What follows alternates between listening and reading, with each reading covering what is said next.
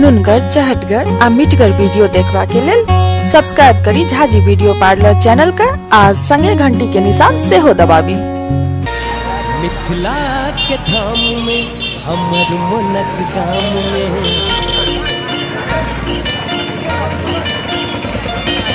मिथिला के धाम में हमर मोनक गाम में एना कुहकी ने माने रोलिया आई चमकती अबई छै बिजुरिया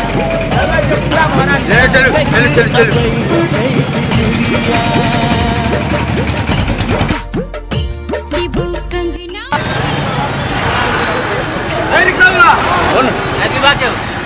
सुनो पकड़ जब हाँ जब चलो चल बिल्कुल मान पिता साजन ने बड़ी सुखी जुड़िया पिता साजन ने बड़ी सुखी जुड़िया आराम का बेटा मालिक की बात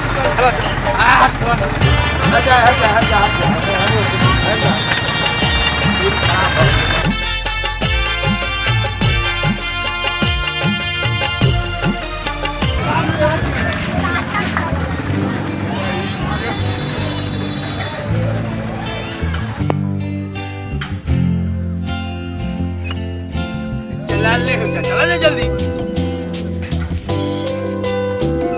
जल्दी जल्दी जा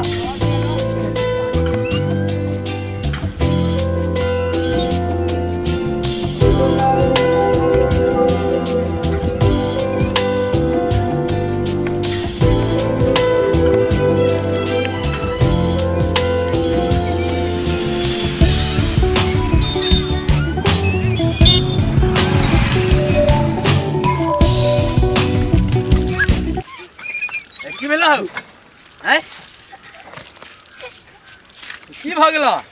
मालिक चेने टूट गए आपकी हेते मालिक कहीं धक्का मार दू ना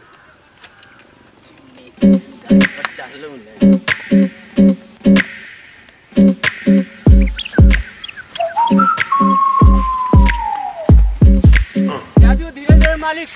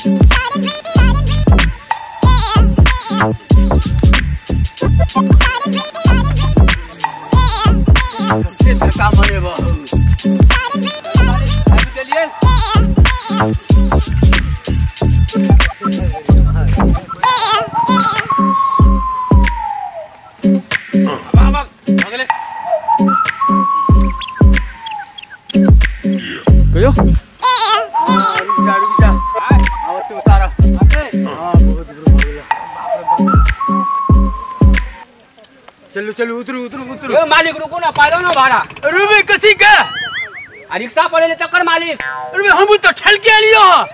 हाँ ठेल के लिए तो हमरो पसीना न चाहिए मालिक अरे हमरा पसीना नहीं छै दै छी पसीना हमरा पसीना पसीना भ गेल देखियो मालिक है बड़ परेशान हम भ गेल छी बुझ गेलिए हमरा पाई दिया हम जाब अपन घर तू पाई लेबे करबी हां मालिक लेकिन ओमे से आधा हमरा दिए पड़तो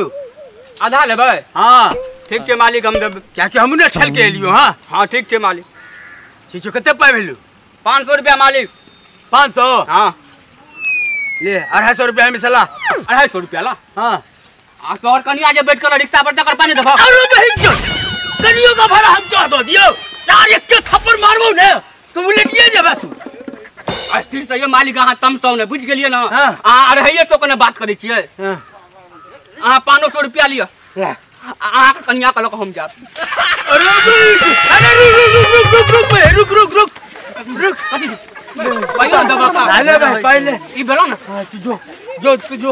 चलू सारे रिक्शा वाला के देखबे नहीं केने रे साला ठेलवाइयो ले लगा पाइयो ले ये पैसेंजर ढका ने 500 रुपया वाला ये गोनियो निके